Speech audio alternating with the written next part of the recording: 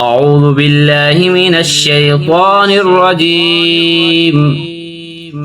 بسم الله الرحمن الرحيم. قل أعوذ برب الناس ملك الناس إله الناس من شر الوسواس الخناس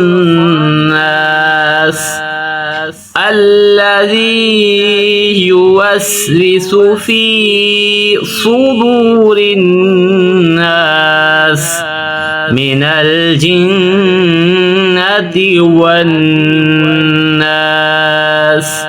صدق الله العظيم وصدق رسوله النبي الكريم الأمين.